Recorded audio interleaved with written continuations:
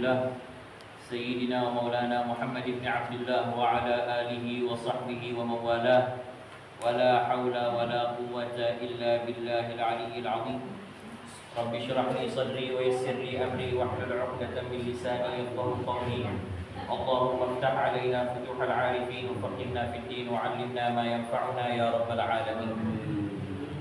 Alhamdulillah, puji syukur kita panjatkan kehadirat Allah Subhanahu wa taala atas segala nikmat dan karunia yang dilimpahkan oleh Allah Subhanahu wa taala kepada kita semua, sehingga kita bersama-sama alhamdulillah rabbil alamin dipertemukan kembali oleh Allah Subhanahu wa taala di waktu yang begitu dimuliakan oleh Allah Subhanahu wa taala, yaitu ma bainal maghribi wal isya, di antara waktu yang diberikan fadilah yang besar oleh Allah Subhanahu wa taala, keutamaan yang agung yang banyak sekali diturunkan rahmat oleh Allah Subhanahu wa taala adalah waktu di antara maghrib dan isya. Jadi waktu yang paling afdal, ya, kalau dihitung secara hari, ya. Nanti akan ada waktu-waktu lagi yang lebih afdal, ya, mungkin datangnya secara mingguan yaitu hari Jumat, atau datangnya bulanan mungkin bulan Rajab, bulan Dzulhijjah, bulan Dzulqa'dah dan seterusnya. Pada intinya kita alhamdulillah bersyukur diberikan kesempatan oleh Allah Subhanahu wa taala mengisi waktu yang begitu mulia ini dengan perkara yang juga begitu amat dimuliakan oleh Allah Subhanahu wa taala, yaitu majelis ilmu. Di mana sebagaimana kita ketahui bahwasanya dalam majelis ilmu ini fadilah begitu banyak diturunkan oleh Allah Subhanahu wa taala.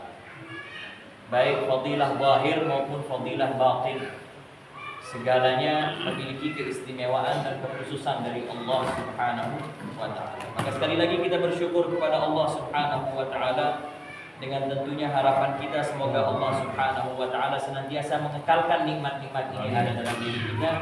Amin amin ya rabbal alamin. Coba anak-anak biar dia tenang.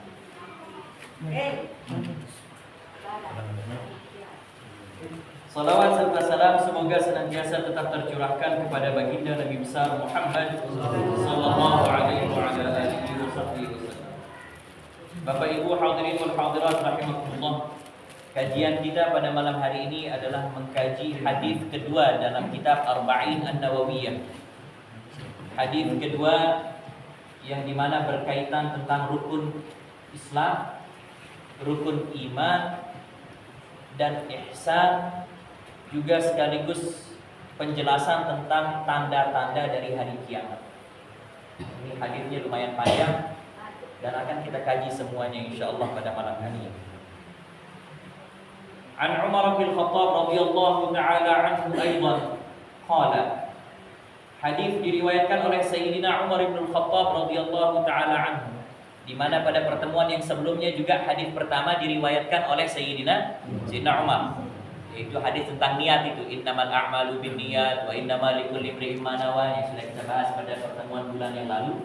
Itu juga diriwayatkan oleh Amirul Mukminin Sayyidina Umar bin Khattab. Nah, begitu juga hadis pada malam hari ini diriwayatkan oleh Sayyidina Umar bin Khattab radhiyallahu taala anhu.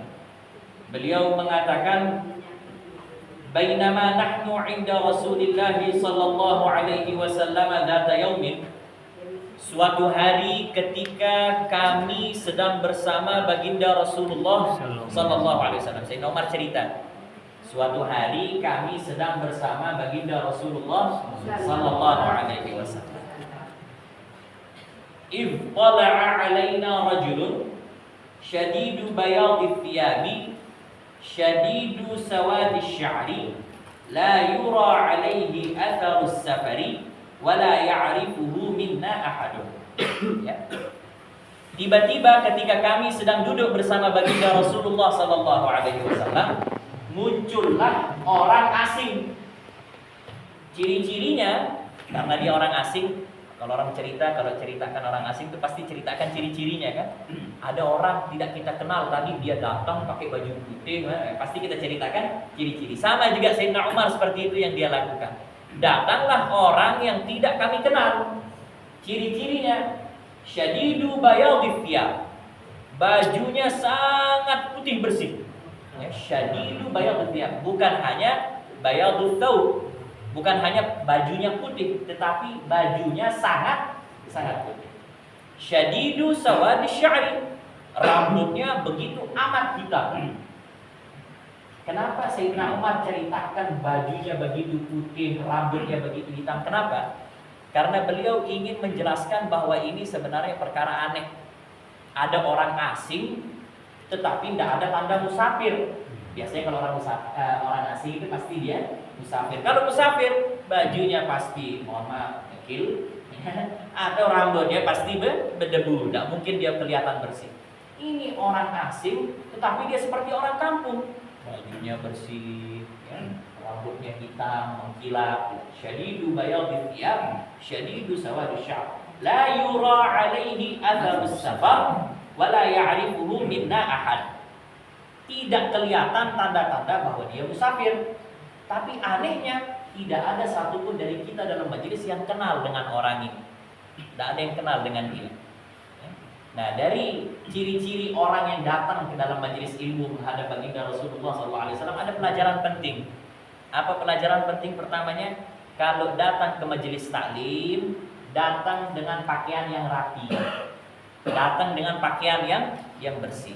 Kalau bisa putih lebih bagus. Kalaupun memang tidak ada putih, maka kenakan yang terbaik atau yang bersih, ya, yang bersih. Usahakan jangan ada gambar caleg.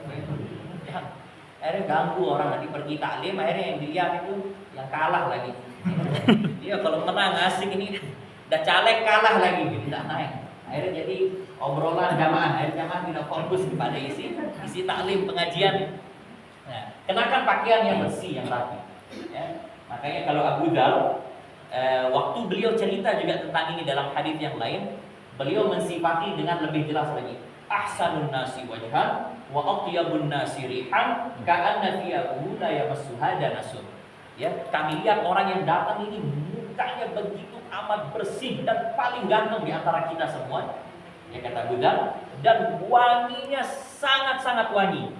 Ya, bau wanginya sangat-sangat wangi. Makanya kita disunahkan untuk menggunakan wewangian, terutama kalau datang ke tempat-tempat yang mulia, mau pergi sholat, mau hadir majelis taklim, mau duduk ngaji, walaupun ngaji qiraati ya, walaupun baba pakai yang rapi, bersih.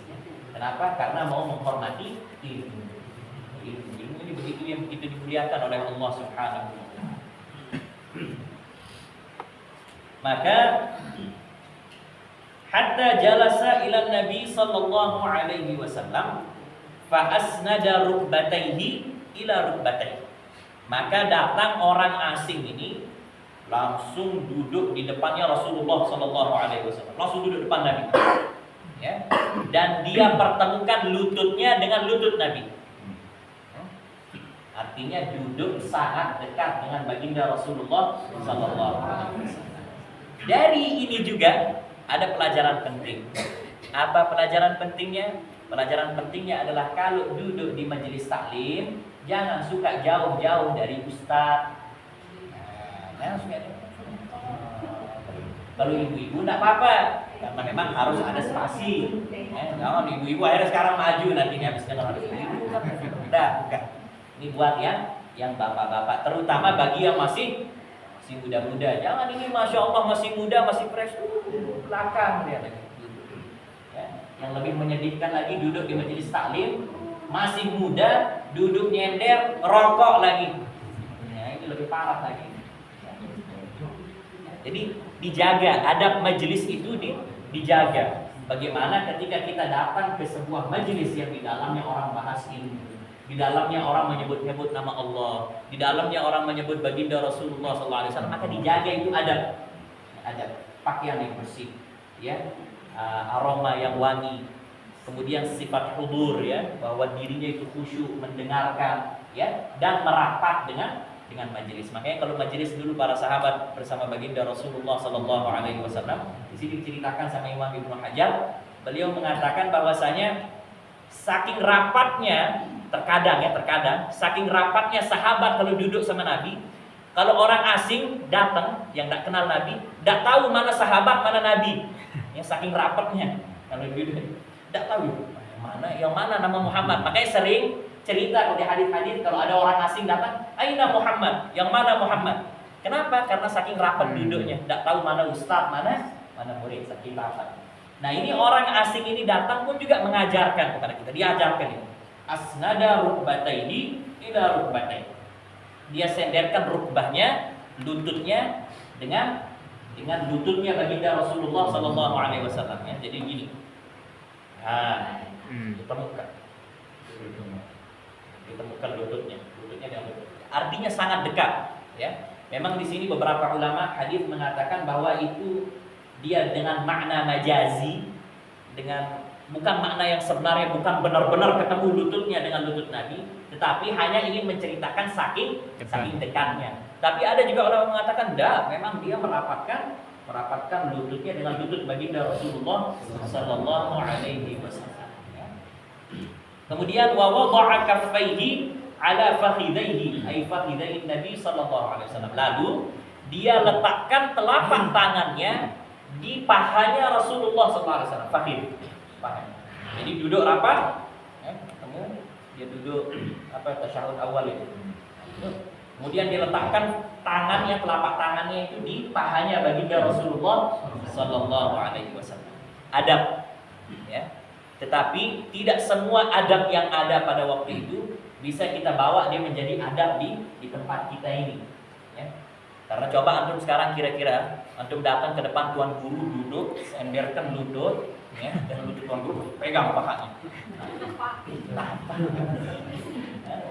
Tidak semua adab yang ada pada kebiasaan atau di tempat orang lain lalu bisa kita adopsi, kita bawa dia ke tempat ini. Nah, situasi yang seperti ini kalau di orang Arab pada zaman Rasulullah itu memang adab. Nah, jadi yang ingin diajarkan kepada kita bukan kita datang ke tuan guru tempel paha terus pegang bukan. Tetapi yang diajarkanlah bagaimana kita berlaku adab kepada seorang ustaz, pada seorang alim, pada seorang yang memiliki ilmu. Lalu kemudian waqala, berkatalah orang asing ini, "Ya Muhammad, akhbirni 'anil Islam." Wahai Muhammad, ceritakan kepadaku apa itu Islam. Nah, mengenai panggilan atau penyebutan orang ini, ya Muhammad, ini ada ulama berbeda pendapat. Nah, ada ulama mengatakan karena memang hukum aslinya manggil ya Muhammad itu haram ya. Haram orang menyebut nama Nabi Muhammad itu dengan sebutan Muhammad, itu hukumnya haram.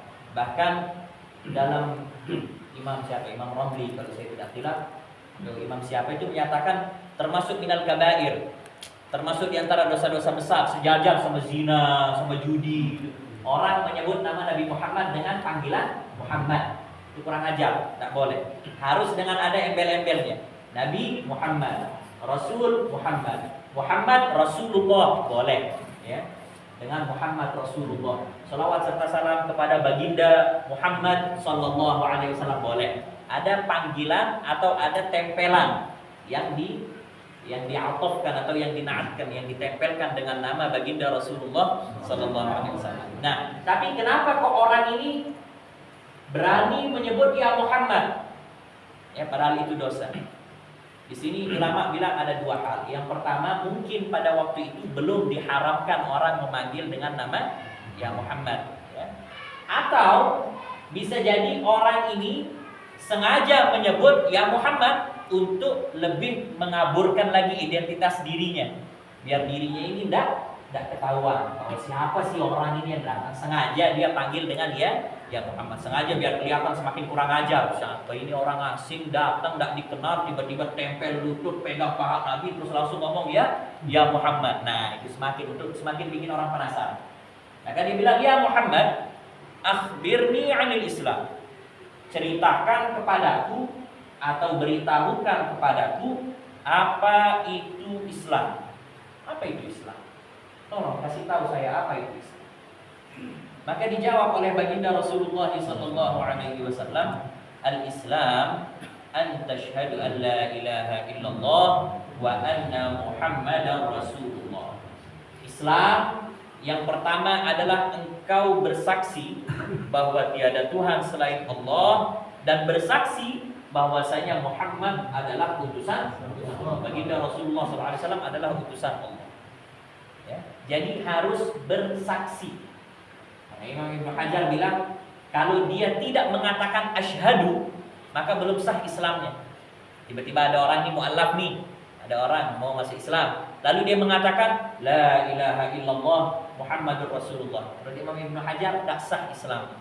Harus dia mengatakan asyhadu alla ilaha illallah wa asyhadu anna Muhammadar Rasulullah. Harus dia bersaksi. Saya bersaksi sepenuh hati bahwa tiada Tuhan selain Allah dan bahwasanya Muhammad adalah utusan Allah. Ya.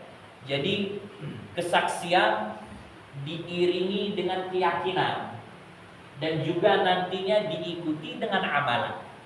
Sehingga walaupun hanya dengan kesaksian saja sudah cukup secara zahir bahwa dia bisa dikatakan sebagai seorang muslim, tetapi tidak akan sempurna keislamannya sebelum dia meyakini dari dalam hati dan kemudian juga beramal sesuai dengan apa yang dia saksikan. Apa artinya? Yaitu dia benar-benar bersaksi bahwa yang berkuasa adalah Allah, yang memberi rezeki adalah Allah, yang mengatur segalanya adalah Allah, yang memberikan makan adalah Allah, yang memperbaiki keadaan adalah Allah. Dia masukkan segala kebesaran-kebesaran Allah di dalam dirinya, baru dia bisa dikatakan bahwa dia benar-benar bersaksi bahwa tiada Tuhan selain Allah. Jadi jangan cuma bersaksi asyhadu an la ilaha illallah, tapi kalau minta masih minta sama orang lain. Tidak pernah minta sama Allah. Tidak salah minta sama orang lain, tidak salah. Ya. Tetapi yang salah itu adalah berharap kepada orang lain. Benar-benar dia berharap agar hutangnya itu dilunasi. Dia benar-benar berharap sama orang kaya yang jadi tetangganya di sebelah. Itu salah. Buat apa asyhadu an la ilaha illallah tapi harapannya masih kepada makhluk? Sama-sama kita punya mulut, sama-sama kita punya telinga, sama-sama kita punya mata, sama-sama mohon maaf buang air, sama-sama kita buat dosa, sama-sama kita buat keburukan, tetapi masih kita harapkan. Makanya itu hakikat daripada asyhadu an la ilaha illallah. Kita bersaksi bahwa tiada Tuhan selain Allah, artinya bahwa tidak ada yang bisa mengatur kehidupan kita selain daripada Allah Subhanahu wa ta'ala. Begitu juga wa asyhadu anna Muhammadar Rasulullah, dan aku juga bersaksi bahwa Muhammad adalah utusan Allah. Ikut dengan syariat Nabi, ikut dengan sunnah Nabi, ikut dengan apa yang diperintahkan Nabi, menjauhi apa yang dijauhi oleh baginda Nabi, dan juga senantiasa beriman dan meyakini ajaran yang dibawa oleh baginda Rasulullah sallallahu alaihi wasallam. Itu baru dia benar-benar asyhadu anna Muhammadar Rasulullah. Kalau asyhadu anna Muhammadar Rasulullah dalam hati tapi amalan sunnah diingkari, ini buat apa asyhadu anna Muhammadar Rasulullah? Ya hanya cuma jadi pelengkap agar dia jadi muslim KTP saja. Ya. Tapi amalannya sama sekali tidak ada yang sesuai dengan sunnah. Ya. Siwak tidak pernah dikerjakan, termasuk yang ngomong tidak bawa siwak. Salah ini. Asyhadu anna Muhammadar Rasulullah. Amalkan sunnah-sunnah Nabi itu diamalkan, ya, diamalkan sehingga baru dia benar-benar kesaksian itu terwujud di dalam kehidupan kita, yaitu dengan menjalankan apa yang diajarkan dan disunnahkan oleh baginda Rasulullah sallallahu alaihi wasallam. Itu yang pertama dijelaskan Nabi Islam, yaitu kamu pertama bersaksi tiada Tuhan selain Allah, bersaksi bahwa Muhammad adalah utusan Allah. Kemudian yang kedua, wa an tuqimas shalah. Yang kedua, kamu mendirikan salat. Artinya orang kalau tidak salat, maka dia belum mendirikan Islam. Ya, tidak sempurna Islam. Makanya rukun Islam yang 5 itu Bapak Ibu, dia seperti tenda, seperti kemah ya, kalau orang pergi kemah.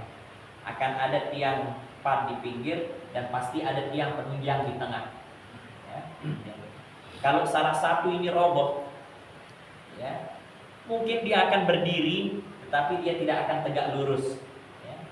Akan bengkok dia ke arah yang roboh itu tadi.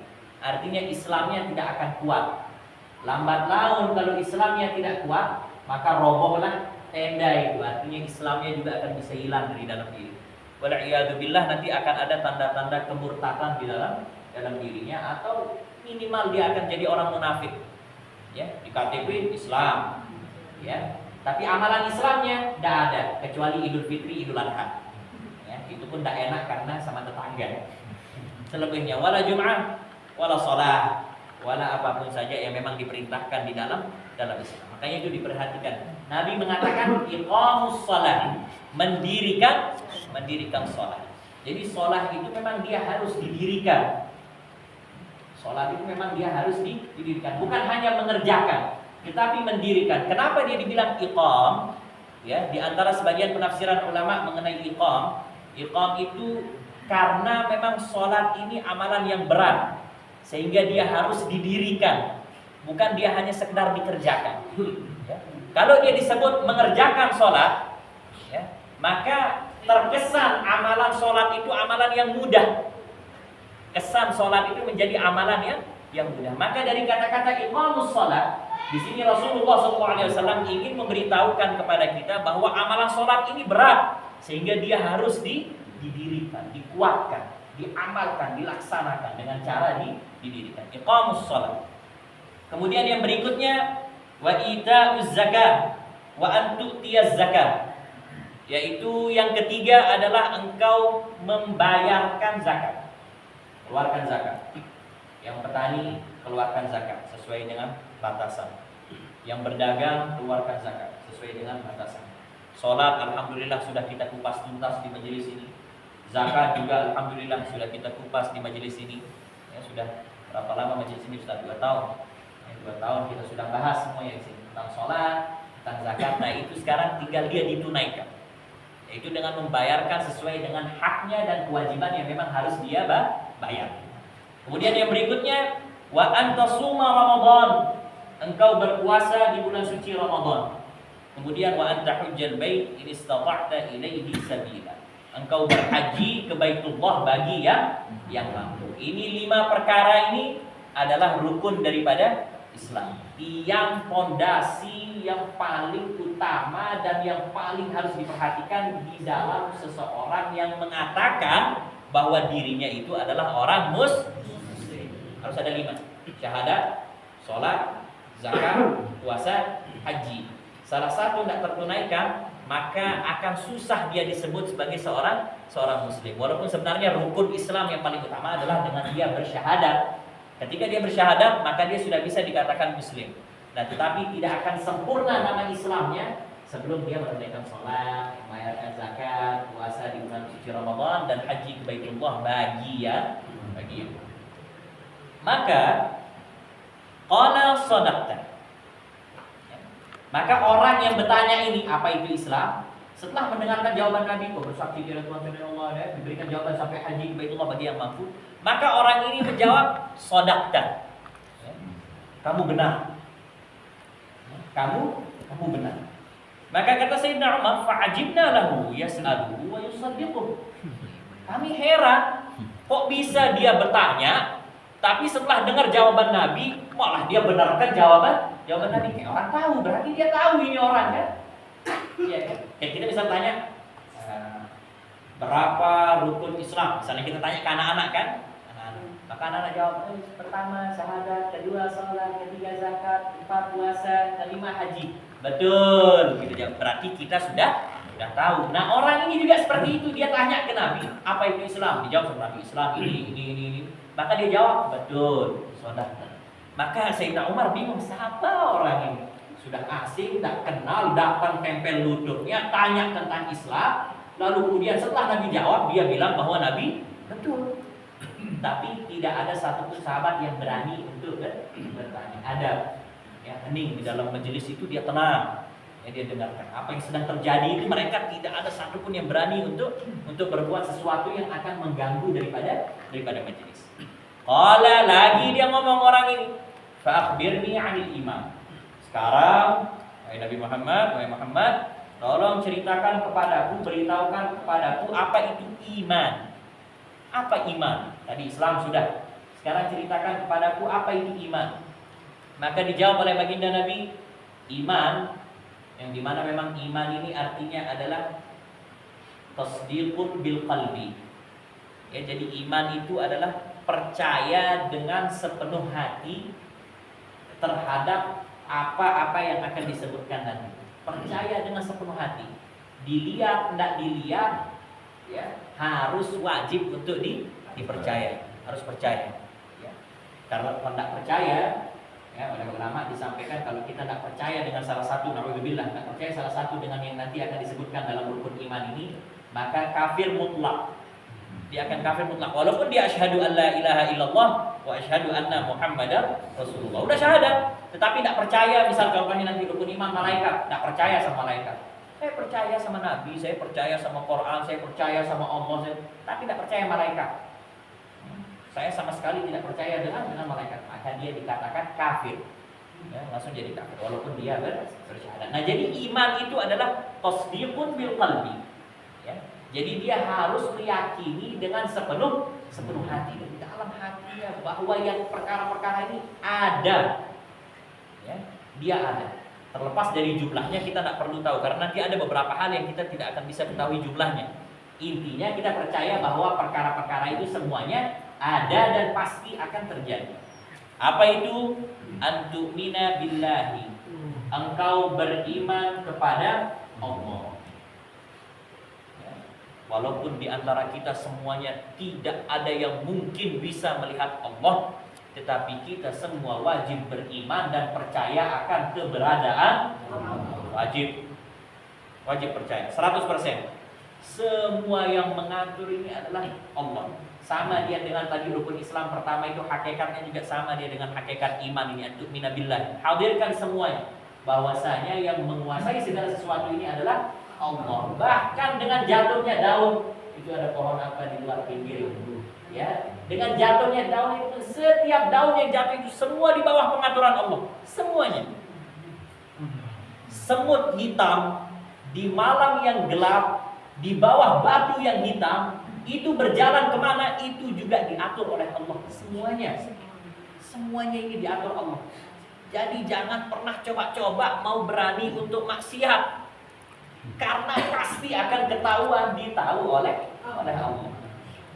Ada orang dia melakukan maksiat, naudzubillah, dalam kamarnya, dalam rumahnya, atau dia pergi, naudzubillah, dengan yang bukan mahram dan lain sebagainya. Dia pergi ke tempat tersembunyi. Ada yang lihat kita di sini aman. Ingat, Allah Subhanahu wa taala selalu mengawasi.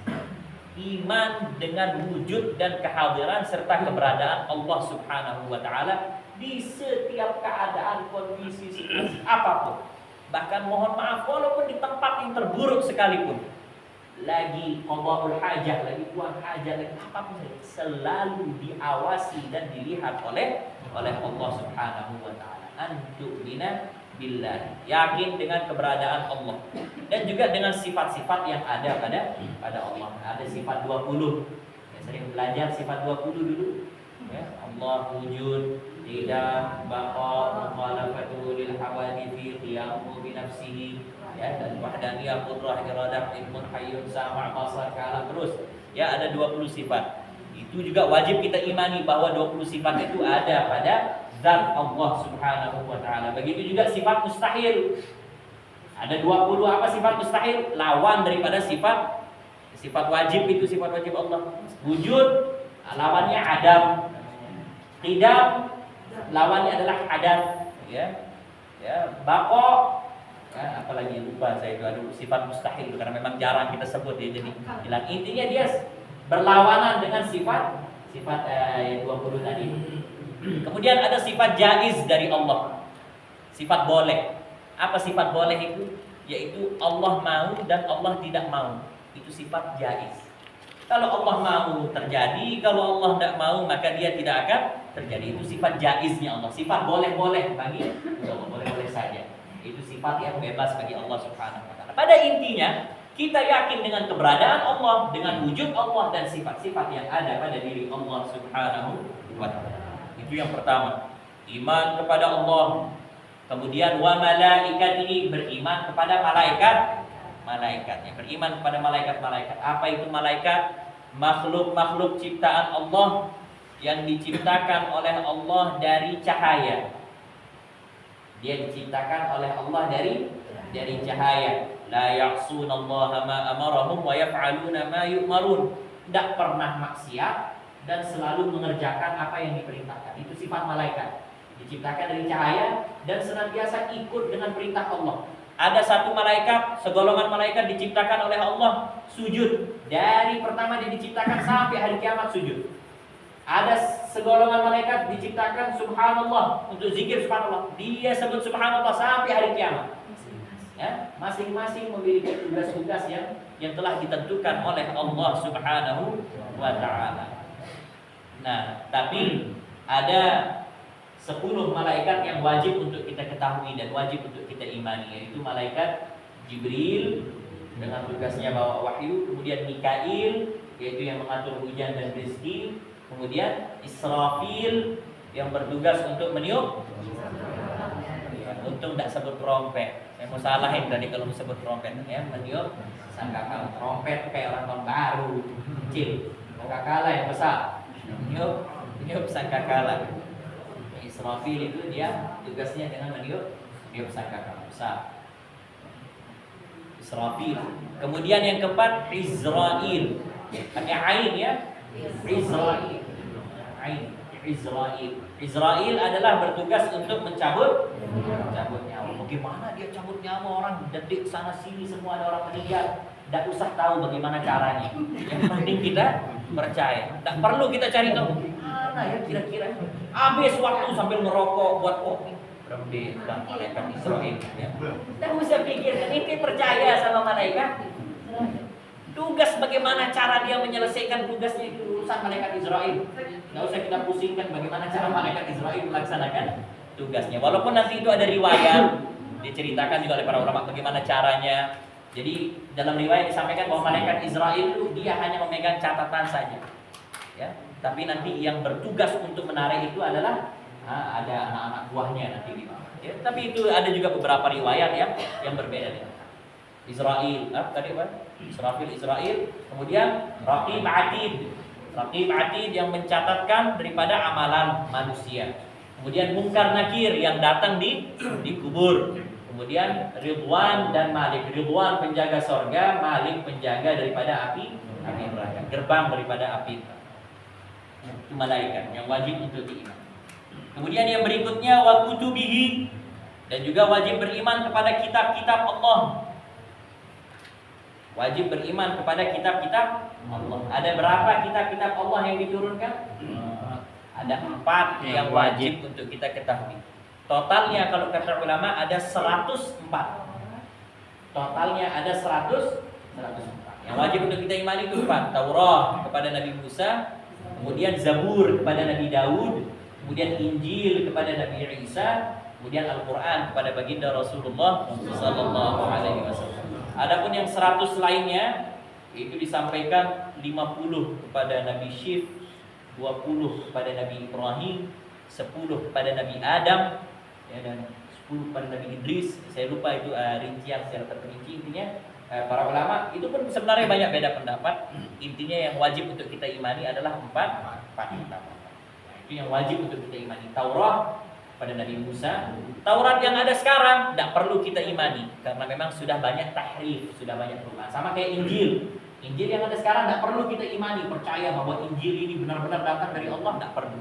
Kenapa? Karena memang sudah banyak perubahan. Tapi kita wajib percaya bahwa ada kitab yang diturunkan oleh Allah, namanya Taurat, Zabur, Injil, dan juga Al-Quran untuk kita umat baginda Rasulullah SAW. Kemudian yang berikutnya iman kepada para rasul. Beriman kepada para rasul. Iman kepada rasul-rasul dan utusan-utusan Allah Subhanahu wa taala. Ada berapa rasul? Rasul ada jumlahnya 124.000 nabi. 124.000 nabi, 313 yang merangkap nabi dan rasul. Kalau rasul sudah pasti dia nabi. Kalau nabi belum tentu dia rasul. Apa bedanya? Kalau nabi wahyu turun untuk dirinya sendiri. Tapi kalau rasul itu wahyunya turun juga untuk dia dakwahkan kepada kaum. 313 ngerangkap jadi nabi dan rasul. Yang jadi nabi saja itu ada 124.000 orang, ya. Yang wajib untuk kita imani ada 25 nabi dan rasul. Itu wajib kita imani, ya. Nabi Adam, Nabi Idris, Nabi Nuh, Nabi Hud, Nabi Saleh, kemudian Nabi Ibrahim, Nabi Lut, Nabi Ismail, terus sampai 25 nabi dan rasul.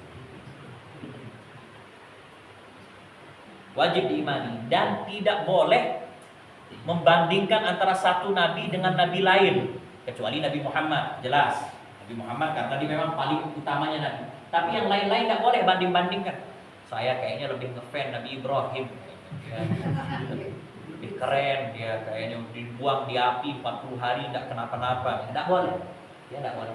Antum suka, antum senang, antum ngefan itu tak jadi masalah. Tetapi menganggap satu nabi itu lebih afdal daripada nabi yang lain sampai kita menyingkirkan nabi yang lain. Nabi siapa? Nabi Idris, ya tak ada ceritanya. Buat apa kita? Tidak boleh. Ya tetap dia adalah nabi yang wajib untuk kita. Ya, 25 nabi dan rasul yang wajib untuk kita imani. Salah satunya Nabi Idris. Ya mungkin sedikit soalnya kita banyak mendengarkan daripada cerita Nabi Idris. Ya, Nabi Idris itu beliau adalah orang yang pertama kali menciptakan pakaian. Ya, pertama kali yang ciptakan pakaian itu Nabi Idris. Karena orang-orang dulu pakai daun. Sebelum Nabi Idris pakai daun, dibuat jadi pakaian. Nah, yang membuat kain yang dijahitkan itu Nabi Idris. Kemudian yang buat rumah, pertama kali orang yang bangun rumah itu Nabi Idris. Ya, banyak penemuan yang dibuat oleh Nabi Idris. Kemudian yang berikutnya yang wajib diimani wal yaumil akhir. Iman kepada hari akhir, yaitu hari kiamat. Wajib iman hari kiamat. Takut hari kiamat boleh, tapi wajib iman kepada hari kiamat. Siapa yang berani ketemu hari kiamat? Semua dulu langsung kebayang dosa. Kebayang dosa sama kebayang hutang. Wajib percaya kepada hari kiamat. Ya, tidak jadi masalah kalau memang kita takut untuk ketemu dengan hari kiamat. Tapi kita wajib percaya bahwa akan datang suatu saat, suatu waktu yang dinamakan oleh Allah Subhanahu wa taala sebagai yaumul qiyamah, hari kiamat. Dan juga wajib percaya dengan apa yang terjadi di hari kiamat. Sirat, mizan, hisab, ya, timbangan amal, pertanyaan dan persidangan di hadapan Allah, sorga, neraka, siksa sorga, siksa neraka, nikmat sorga, semuanya wajib untuk kita imani. Kemudian wa tu'mina bil qadari khairihi wa syarrihi minallahi ta'ala. Kemudian kau beriman dengan qada, yaitu ketentuan Allah dan takdir yang datang dari Allah. Khairihi wa syarrihi, baik dan buruk, kita wajib beriman bahwa itu semuanya datang dari Allah. Jatuh dari motor, itu dia memang sudah ditakdirkan oleh Allah. Ya, tapi tidak boleh nyalahkan Allah. Kenapa kamu maksiat? Kan yang ngatur hidup Allah. Allah memang ngatur saya untuk maksiat, tak boleh. Ya, atau melandaskan keburukan kepada Allah. Allah sudah buat rumah saya kebakaran, ini tak boleh. Ya, walaupun memang benar kebakaran itu memang datangnya dari Allah, tapi tidak boleh melandaskan atau menyalahkan Allah di dalam perkara-perkara yang buruk, walaupun memang itu datangnya dari Allah Subhanahu wa taala. Kenapa? Agar kita tidak menjadi hamba-hamba yang durhaka kepada Allah Subhanahu wa taala, walaupun memang benar-benar datang dari Allah. Tetapi tatkala seseorang menyadari bahwa sesuatu itu datangnya dari Allah, maka apa enaknya? Enaknya kita akan legowo, tenang. Ketika jatuh, dapat musibah, ini memang sudah ketentuan dari Allah. Tenang. Tidak sibuk kita salahkan orang, kamu sih tadi ngerem mendadak kenapa? Tidak sibuk. Ini memang sudah ketentuan datang dari Allah. Tenang. Makanya itu yang diinginkan dari hakikat iman qada qadar ini adalah merasakan bahwa segala sesuatu itu takdir dan ketentuan Allah, sehingga kita bisa mudah dan menerima apa saja yang ditentukan oleh Allah Subhanahu wa taala. Kaya ditentukan oleh Allah. Miskin itu juga ketentuan dari Allah. Tenang kita. Yang kaya tenang, tidak merasa sombong karena ini memang pemberian Allah. Yang miskin juga tidak sedih karena memang ini juga sudah ditentukan oleh Allah Subhanahu. Qala shadaqta. Lagi orang ini ngomong setelah dijawab rukun iman yang 6, percaya pada Allah, malaikat, kita, Rasul, hari kiamat, dan kemudian qada dan qadar. Lagi orang ngomong betul, shadaqta. Semakin dia heran ini para sahabat. Ini dia tanyakan lagi tentang iman, lagi dijawab betul. Untuk diketahui, ya, bahwasanya para sahabat sebelum kejadian ini tidak tahu rukun Islam, tidak tahu rukun iman. Mereka tidak tahu rukun Islam, tidak tahu rukun iman. Jadi mereka tahu rukun Islam, rukun iman dari kejadian ini. Baru mereka tahu apa itu Islam, apa itu iman. Penjelasan dari baginda Rasulullah SAW. Lagi dia bertanya, qala fa akhbirni 'anil ihsan, ceritakan kepadaku apa itu ihsan. Maka Nabi mengatakan ihsan itu adalah qala an ta'budallaha ka'annaka tarahu fa in lam takun tarahu fa innahu yaraka. Apa itu ihsan atau ikhlas? Ihsan itu adalah ikhlas. Apa itu ikhlas? Apa itu ihsan? Ihsan atau ikhlas itu kata Nabi, kamu ibadah kepada Allah seakan-akan engkau melihat Allah. Sama kalau kita kayak kerja, ya, tukang kerja itu, ya, kalau dia lihat mandornya maka dia akan semangat. Dia akan semangat. Kenapa? Karena dia melihat mandornya. Ya, begitu juga kita ibadah kepada Allah seakan-akan kita melihat Allah. Hadirkan bahwa kita seakan-akan bahwa kita sedang menghadap ini langsung kepada Allah, sehingga kita ibadah benar-benar khusyuk hanya untuk mencari keridhaan dari Allah. Seperti itu dia ikhlas itu. Beramal hanya untuk mengharapkan pandangan Allah, itu ikhlas. Fa illam takun tarahu, kalau kamu tidak bisa lihat dan memang kita hakikatnya tidak bisa melihat Allah, maka ketahuilah kata Nabi, fa innahu yaraka. Ketahuilah bahwa sungguhnya Allah Subhanahu wa taala melihat engkau. Kalau kita tidak bisa hadirkan bahwa kita melihat Allah, harus kita ingat bahwa Allah senantiasa melihat kita. Sehingga kalau kita sholat bukan karena Allah, harus kita sadari bahwa Allah ini lagi awasi sholat kita. Kalau kita sedekah bukan karena Allah, maka harus kita sadari bahwa sedekah kita ini pun juga diawasi oleh Allah. Itu yang diinginkan oleh baginda Nabi di dalam menghadirkan nilai ihsan dan keikhlasan di dalam seseorang tatkala dia melakukan sebuah. Lanjut lagi orang ini, qala fa akhbirni 'anis sa'ah.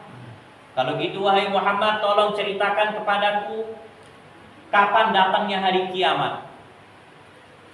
Kapan datangnya hari kiamat? Pertanyaan berat. Kapan datang hari kiamat? Maka Nabi mengatakan qala man mas'ulu anha bi'a'lama minas sa'il.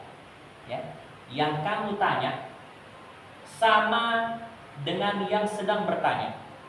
Artinya kalau kamu tidak tahu kapan hari kiamat, maka saya pun juga tidak tahu kapan datangnya hari kiamat. Kita sama-sama tidak tahu. Man mas'ulu anha bi'a'lama minas sa'il. Tidaklah yang ditanya lebih mengetahui daripada yang bertanya. Artinya kita sama-sama tidak tahu kapan datangnya hari kiamat. Walaupun kata ulama sebenarnya Nabi tahu kapan datangnya hari kiamat, tapi diperintahkan oleh Allah untuk tidak memberitahukan kepada orang. Lanjut lagi ditanya, qala fa akhbirni an amaratiha. Kalau gitu tolong ceritakan kepada saya apa tanda-tanda hari kiamat. Amarah itu artinya tanda. Maka dijawab oleh baginda Nabi kalau tanya tanda-tanda, antalidal amatu rabbataha. Tanda pertama hari kiamat adalah bahwasanya seorang ibu melahirkan tuannya. Seorang ibu melahirkan tuannya. Di sini ulama, di antara penafsiran para ulama yang paling jelas, bahwasanya artinya adalah banyak anak yang durhaka kepada ibunya. Anak jadi tuan dari ibunya. Dia memerintahkan ibunya, nyuruh ibunya, menganggap ibunya ini seperti budaknya dia dan dia adalah tuan dari ibunya. Jadi ibu melahirkan daripada tuannya. Antalidal amatu rabbataha. Seorang ibu melahirkan tuannya. Jadi tanda-tanda hari kiamat. Banyak orang yang kurang ajar dengan ibu. Ini salah satu tanda daripada hari kiamat. Naudzubillah, banyak kita lihat sekarang. Orang tendang ibunya dengan tenang. Orang bentak ibunya dengan tenang. Angkat suara di atas suara ibunya. Naudzubillah, berani pelototin ibunya ketika ibunya melakukan sesuatu yang tidak dia sukai. Ini salah satu ciri-cirinya. Antalidal amatu rabbataha. Seorang ibu melahirkan daripada tuannya. Tanda kedua, wa antaral hufatal urata al'alata ri'a asyah yatatawaluna fil bunyan. Kau melihat, kata Nabi, orang yang tak pernah pakai sandal, ya, orang tak pernah pakai sandal, orang yang tak pernah pakai baju mewah, ya, dan orang-orang yang selama ini menjadi fakir, para pengembala-pengembala kambing, tiba-tiba berbalik yatatawaluna fil bunyan, tiba-tiba bertanding untuk meninggikan bangunan. Ya. Sebelumnya mereka orang-orang miskin, tinggal di padang pasir, ya, cuman ngerawat kambing, onta, ya, pakai sandal Senin Kemis, ya, baju tidak punya. Tiba-tiba berbalik keadaannya. Orang-orang yang sebelumnya ini mereka kerjaan rendahan, tiba-tiba ya tatawaluna fil bunyan, meninggikan bangun. Itu yang sekarang terjadi di Timur Tengah. Mbak lihat orang-orang Timur Tengah itu, ya. Dulunya kan kita kenal kan cuma ngarap onta, kan, ya kan, pengembala onta, ya. Orang-orang yang pakai sandal, ya apa? Hanya orang-orang kayanya yang pakai sandal. Bajunya apa adanya, lusuh, kotor. Tapi lihat sekarang, ya tatawaluna fil bunyan. Menara tertinggi di dunia ada di Arab, jam tertinggi di dunia ada di depan Ka'bah, ya. Kemudian hotel-hotel tertinggi-tinggi di dunia semua ada di tempat yang dulu orang-orang itu adalah orang-orang fakir dan orang-orang tidak mampu. Jadi semakin berkembangnya zaman, orang-orang miskin berubah menjadi kaya raya, itu justru menandakan kepada kita semakin dekat datangnya hari kiamat. Jangan senang sedih, ya. Oh, Dubai, bah begini, ini begini. Dekat hari kiamat, Pak. Dekat kiamat. Kita seharusnya semakin takut, jangan makin senang. Senang, cari bagaimana agar bisa ke sana. Takut kan? Bahwa itu memang tanda dekat datangnya hari kiamat. Dan memang baginda Rasulullah SAW, beliau tidak suka dengan bangunan yang tinggi. Beliau sifat aslinya tidak suka dengan bangunan yang tinggi. Dulu Nabi SAW pernah jalan, ya, melewati sebuah bangunan Ansar. Salah seorang sahabat Nabi, dari Ansar, orang asli Madinah. Dia bangun rumah agak tinggi sedikit, agak tinggi. Ya. Maka Nabi tanya, rumah siapa ini? Dengan nada tidak senang. Maka dijawab, rumahnya si fulan, sebut nama. Maka Nabi dari sejak saat itu tidak pernah negur sahabat, kecuali kalau sahabat itu mengucapkan salam saja. Assalamualaikum, waalaikumsalam. Selebihnya kalau dia ngelihat, Nabi tidak lihat. Nabi pergi ngadep ke yang lain. Tidak mau dilihat oleh baginda Rasulullah. Maka sahabat ini bingung. Tanya, kenapa kok Nabi seperti ini kepada saya? Maka diceritakan oleh salah satu sahabat yang ikut sama Nabi jalan waktu itu. Dia bilang bahwa Nabi lihat rumahmu terlalu tinggi, Nabi kelihatan tak senang. Maka orang itu langsung pergi, dia hancurkan bangunan itu, dia roboh. Suatu hari lewat Nabi di depan bangunan itu, dia tidak ada lagi. Maka Nabi tanya, di mana rumahnya orang itu yang tinggi itu? Maka dijawab, ya Rasulullah, ketika dia tahu bahwa engkau marah kepada dia disebabkan bangunan itu, maka dia langsung menghancurkan rumahnya. Maka Nabi mengatakan, rumah yang dibangun dengan kelebihan lebih daripada kebutuhan, maka hanya akan memberikan kesengsaraan kepada pemilik. Tidak akan ada keberkahan di rumah yang terlalu besar melebihi daripada kapasitas kebutuhan. Orang rumah kita berapa? Orang rumah kita ada 4, buat kamar 8, WC 13, ya, terus ada kolam renang sekian meter kali sekian meter. Buat apa? Kamu buat apa bangun rumah untuk itu lalu tidak ditempati sama sekali? Nah, itu akan menjadi kesengsaraan bagi pemiliknya. Di dunia sudah sengsara, Allah bayar listrik, Allah bayar pembantu. Di dunia saja dia sudah sengsara. Apalagi nanti di akhirat dia akan dihisab oleh Allah Subhanahu wa taala karena dia membelanjakan sesuatu yang sama sekali tidak ada kepentingannya. Coba kita contoh, ya, atau kita dengarkan bagaimana sifat rumahnya Rasulullah SAW. Hasan al-Basri radhiyallahu taala anhu, seorang tabi'in, beliau waktu kecil pernah diajak oleh ibunya masuk ke rumah istrinya Nabi Sallallahu Alaihi Wasallam. Karena beliau tabi'in, ketemu dengan istri-istrinya Nabi. Diajak. Maka beliau mengatakan, aku waktu itu masih kecil, umur 8 tahun, aku masuk ke rumah istrinya Nabi, salah satu rumahnya Nabi jadinya ya. Aku bisa pegang atapnya dengan tanganku. Anak umur 8 tahun bisa pegang atapnya dengan tangannya tanpa dia loncat. Ya, sakit kecil, sederhana, rumahnya baginda Rasulullah Sallallahu Alaihi Wasallam, raja dunia akhirat, rumahnya sederhana. Ya, kita yang mungkin cuma anggap raja di dusun kita sudah 3-4 lantai dari rumah, ada sapam di depan. Ya. Nah ini katanya Nabi, orang yang sebelumnya tidak mampu tiba-tiba berlomba-lomba untuk meninggikan daripada bab. Sumangpala. Maka setelah mendengarkan jawaban dari Rasulullah tentang tanda-tanda hari kiamat itu, maka orang itu pergi. Assalamualaikum. Pergi. Sumangpala. Falabithtu maliyan.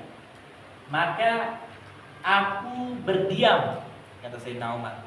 Dia simpan perkara yang tidak berani dia tanya tentang rukun iman. Apa ini? Kejadian apa ini? Orang tanya rukun Islam, rukun iman, apa itu ihsan, apa itu tanda hari kiamat. Cuma tidak ada satupun dari sahabat yang berani tanya kepada Nabi apa ini yang sedang terjadi ini apa. Falabithtu maliyan. Maka kami simpan penasaran kami ini beberapa waktu. Dalam riwayat disampaikan 3 hari mereka penasaran, tapi tidak ada satupun yang berani tanya kepada baginda Rasulullah SAW. Setelah 3 hari, ketemulah Sayyidina Umar dengan Rasulullah. Tsumma qala, ya Umar, atadri manis sa'il? Wahai Umar, kamu tahu siapa yang bertanya 3 hari yang lalu? Maka Sayyidina Umar mengatakan, qultu Allah wa rasuluhu a'lam. Hanya Allah dan Rasulnya yang maha mengetahui. Tidak tahu ya Rasulullah, siapa yang datang tanya kepada engkau. Maka Nabi SAW beliau menjawab, qala fa innahu hadza Jibril atakum yu'allimakum dinakum.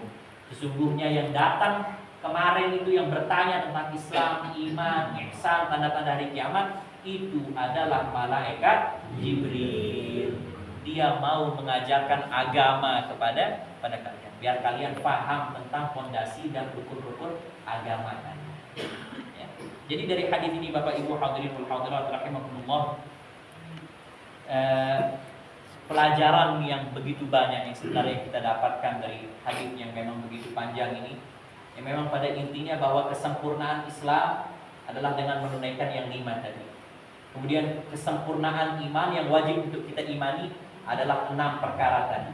Kemudian kesempurnaan amal kita agar diterima oleh Allah adalah sesuai dengan penjelasan Nabi tadi tentang ihsan itu tadi. Dan kemudian kita harus berhati-hati dengan apa yang akan menjadi tanda-tanda hari kiamat.